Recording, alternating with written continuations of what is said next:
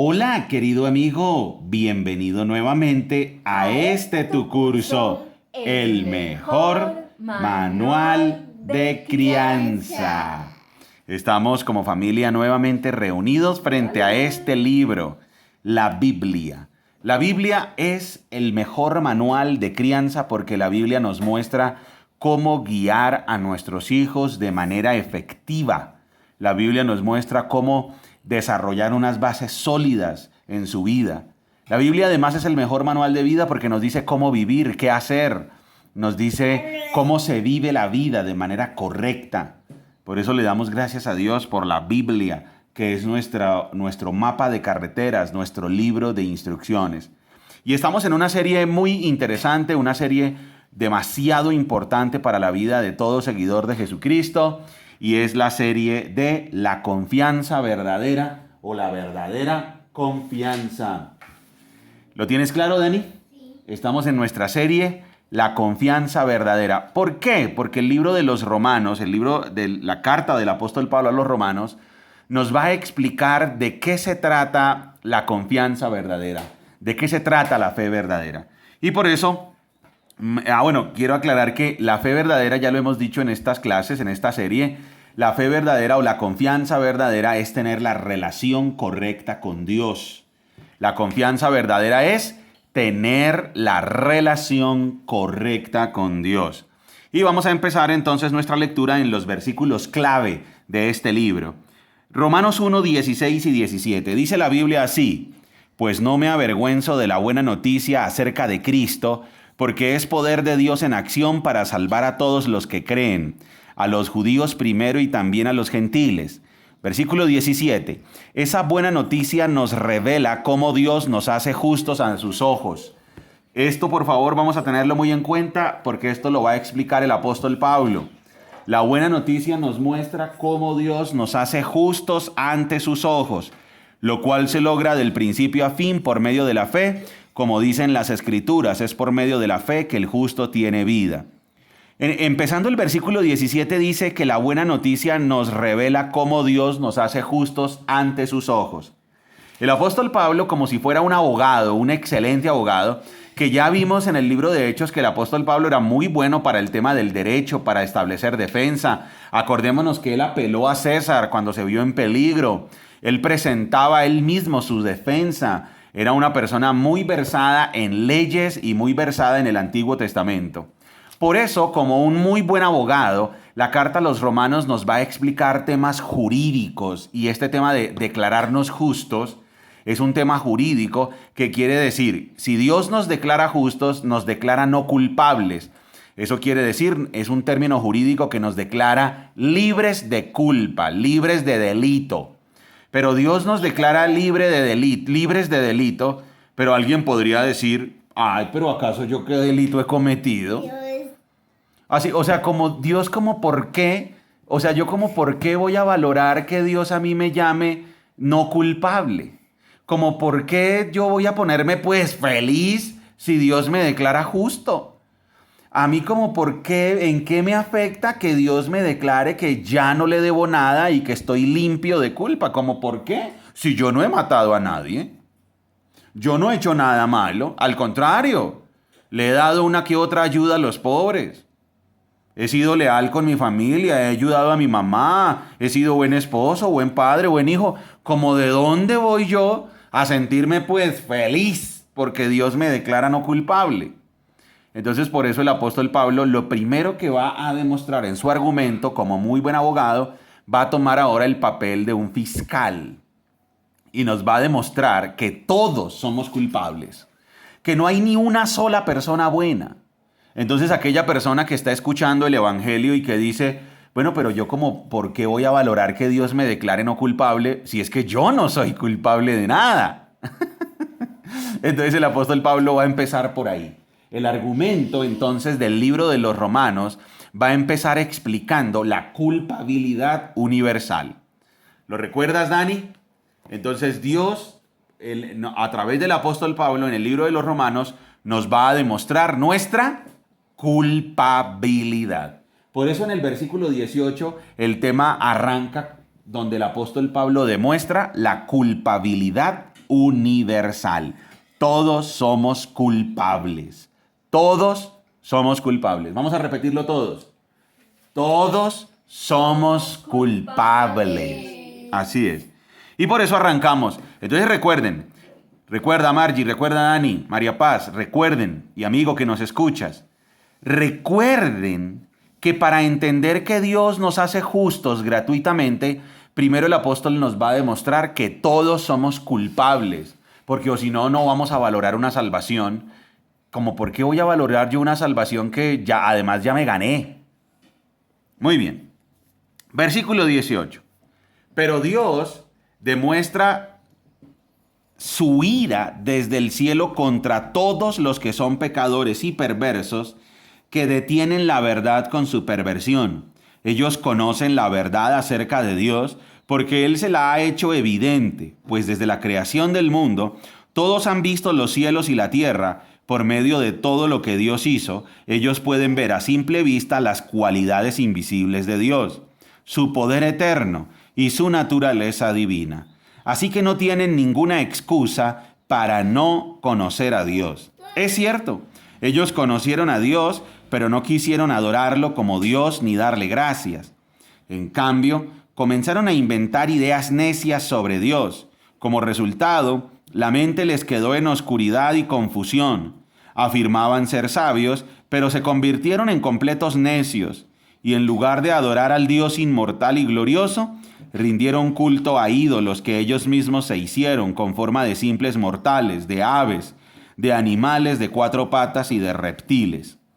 Entonces, en el argumento del apóstol Pablo de la culpabilidad universal, lo primero que dice el apóstol Pablo es que Dios está airado con el pecado de los seres humanos, porque los seres humanos, con su perversidad y su maldad, detienen la verdad acerca de Dios. Porque los seres humanos desde el principio, si miramos los libros de historia, desde el principio los seres humanos han sido idólatras. O sea, no han reconocido al verdadero Dios. No hemos, me incluyo porque yo también, no hemos reconocido al verdadero Dios, sino que nos hemos fabricado dioses a nuestro acomodo y hemos sido idólatras. Amigo que me estás escuchando, y nosotros como familia, eso lo podemos corroborar en los libros de historia. Miremos una sola cultura a lo largo de toda la raza humana, de toda la historia humana. Miremos una sola cultura que no haya sido idólatra, y no existe. No existe una sola cultura que no haya adorado una piedra, una imagen, un ave, un reptil, un animal de cuatro patas, una figura humana, el sol, las estrellas, algo. Los seres humanos siempre nos hemos rebelado contra Dios y hemos adorado lo que Él creó en vez de adorar al verdadero Dios. Y eso ocurre ¿por qué? Porque los seres humanos, ya el apóstol Pablo lo dijo, no queremos reconocer a Dios ni darle gracias. Es por nuestra terquedad que viene la idolatría. Ojo, Dani, Margie, no nos vayamos a confundir cuando veamos a alguien adorando imágenes, adorando a un Dios de piedra, de yeso, de madera, adorando una imagen y atribuyéndole milagros y atribuyéndole poderes. Nunca vayamos a pensar, ay, miren qué linda persona, cómo busca adorar a Dios. Miren esa ansia que tiene de Dios, porque miren cómo adora. No, la Biblia claramente dice que eso es una demostración del odio que se le tiene a Dios, del desprecio que se le tiene a Dios. Miren lo que dice acá, vuelvo y lo leo. Versículo 20, pues desde la creación del mundo, todos han visto los cielos y la tierra por medio de todo lo que Dios hizo.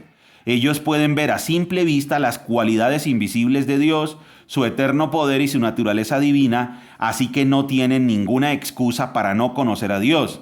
Versículo 21, es cierto, ellos conocieron a Dios, pero no quisieron adorarlo como Dios ni darle gracias.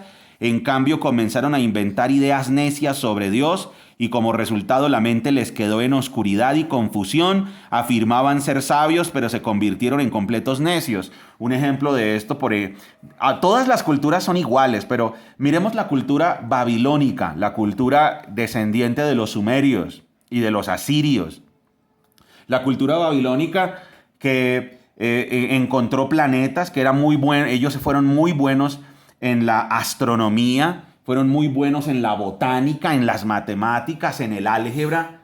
Sin embargo, la cultura babilónica, ¿por qué se destacaba? Por tener imágenes, dioses construidos, ellos mismos supersticiosos. ¿Eso qué demostraba? Que afirmaban ser sabios, pero eran completos necios. Ahora miremos las culturas en Mesoamérica. ¿Eran mejor? No. Las culturas en América iguales. Por ejemplo, miremos los aztecas, los mayas, muy brillantes, pero sanguinarios, idólatras. Adoraban imágenes. Entonces, en la culpabilidad universal, el apóstol Pablo está demostrando que todos somos culpables desde el principio de la historia hasta nuestros días, año 2021. Todos somos culpables porque todos de manera natural no hemos buscado a Dios, sino que lo hemos rechazado. Y nos hemos fabricado nuestras propias imágenes y nuestras propias ideas acerca de Dios. ¿Qué nos hemos fabricado los seres humanos, Dani? Nuestras propias imágenes y nuestras propias ideas. Correcto, campeón. Nuestras propias imágenes y nuestras propias ideas acerca de Dios. Nuestras propias ideologías. Gracias, Margie. Y eso lleva a que tengamos nuestras propias ideologías, nuestra propia mentalidad de vida, nuestra propia percepción de vida, y afirmamos que es correcta, algo que es 100% subjetivo. Muy bien. Y entonces dice que en el argumento de la culpabilidad universal, entonces ya tenemos dos elementos que son comunes a toda la raza humana. Número uno, que no reconocemos a Dios ni le damos gracias. Y número dos, que nos fabricamos nuestros propios dioses y nuestras propias imágenes. Perfecto. Vamos ahora con las siguientes características de la culpabilidad universal. Versículo 24. Entonces Dios los abandonó para que hicieran todas las cosas vergonzosas que deseaban en su corazón. Como resultado, usaron sus cuerpos para hacer cosas viles y degradantes entre sí. ¡Ay! Miren otra cosa común en la culpabilidad universal. Entonces ya vamos diciendo, en la culpabilidad universal hay una cosa común. Todos rechazamos a Dios. Número 2. Todos nos fabricamos nuestros propios dioses e imágenes. Y ahora, número 3, todos empezamos a deshonrar nuestros cuerpos. Dice, versículo 24 al final, como resultado usaron sus cuerpos para hacer cosas viles y degradantes entre sí. Cambiaron la verdad de Dios acerca de Dios por una mentira y así rindieron culto y sirvieron a las cosas que Dios creó, pero no al Creador mismo, quien es digno de eterna alabanza. Amén. Por eso Dios los abandonó a sus pasiones vergonzosas. Aún las mujeres se rebelaron contra la forma natural de tener relaciones sexuales y en cambio dieron rienda suelta al sexo unas con otras. Los hombres, por su parte, en lugar de tener relaciones sexuales normales con la mujer, ardieron en pasiones unos con otros. Los hombres hicieron cosas vergonzosas unos con otros, hombres con hombres, y como consecuencia de ese pecado, sufrieron dentro de sí el castigo que merecían.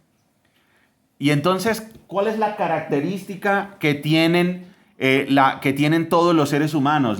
¿Cuál es el argumento de la culpabilidad universal? El argumento de la culpabilidad universal es que el ser humano degrada su propio cuerpo. El ser humano empieza a utilizar su propio cuerpo de manera equivocada, ¿ok? Y eso incluye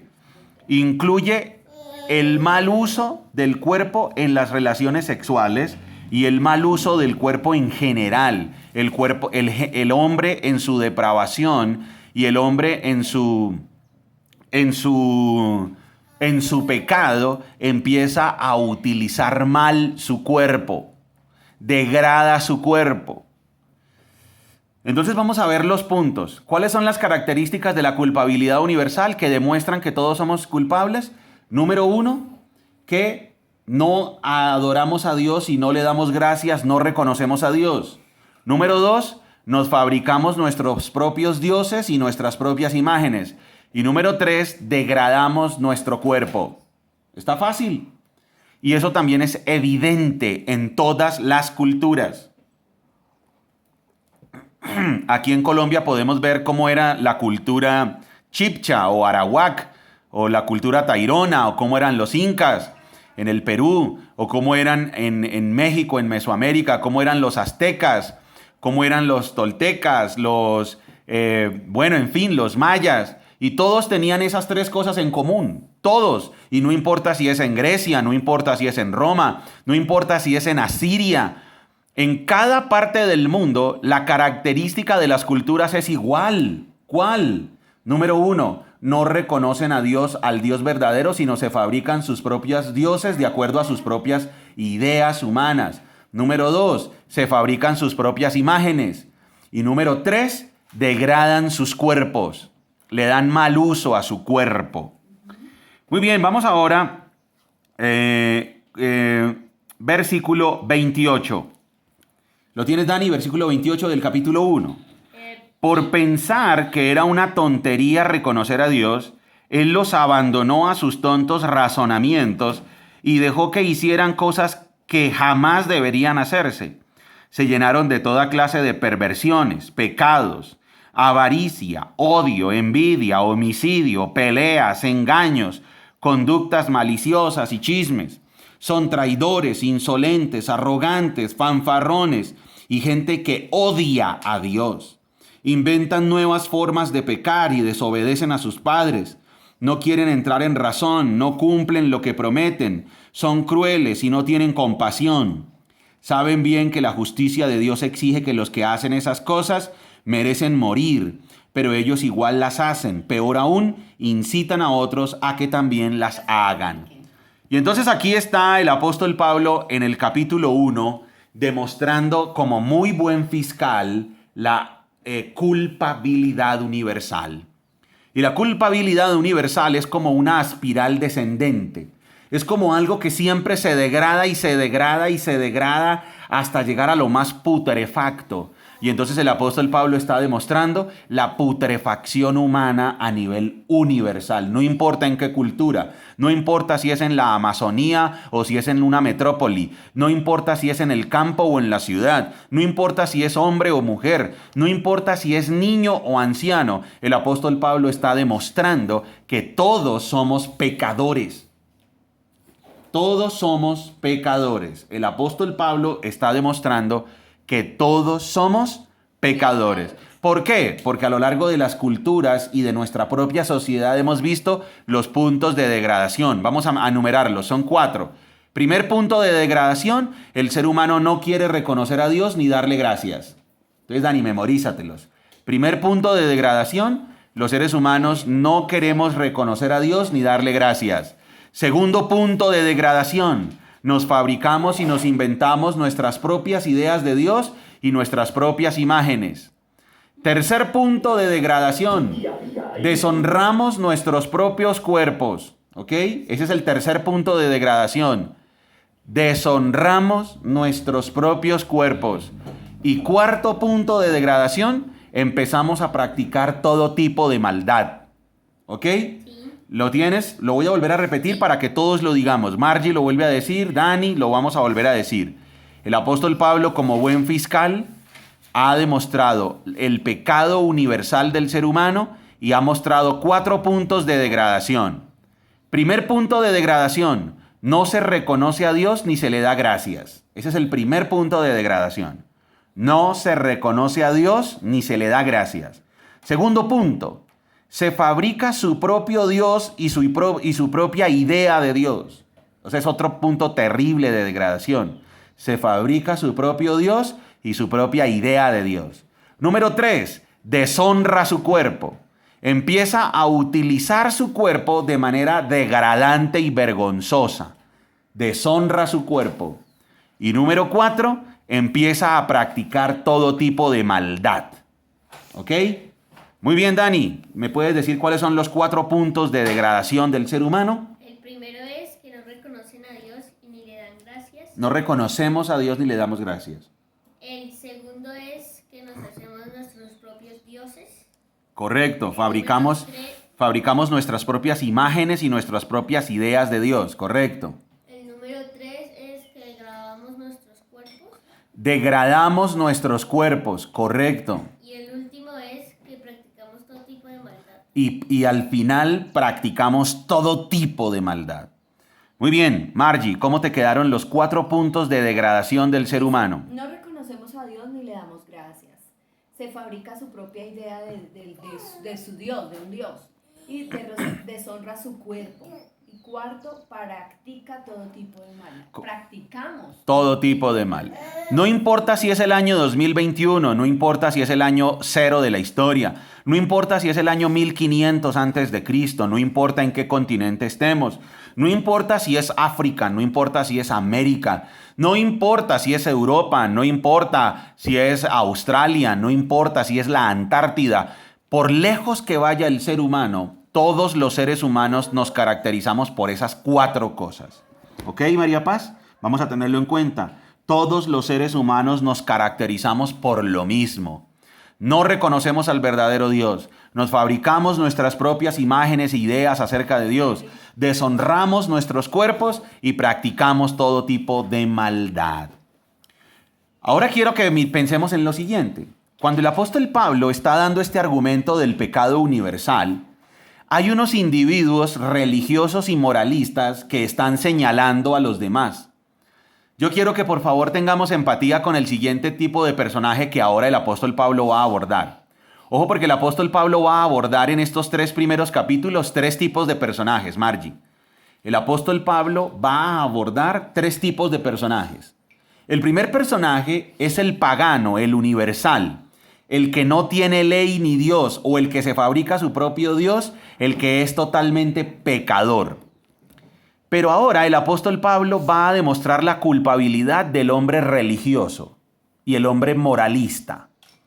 Porque resulta que mientras el apóstol Pablo está denunciando la pecaminosidad de estos personajes, hay un grupo de seres humanos que está diciendo, uy, sí, pecadores, todos esos que deshonran su cuerpo, que tienen relaciones sexuales prohibidas. Uy, sí, pecadores, todos esos paganos que adoran otros dioses. Uy, sí, terrible. Uy, todos esos mentirosos. Entonces hay un grupo que está escuchando esto y está de acuerdo con el apóstol Pablo y está señalando de culpable o de culpables a los que el apóstol Pablo acaba de nombrar.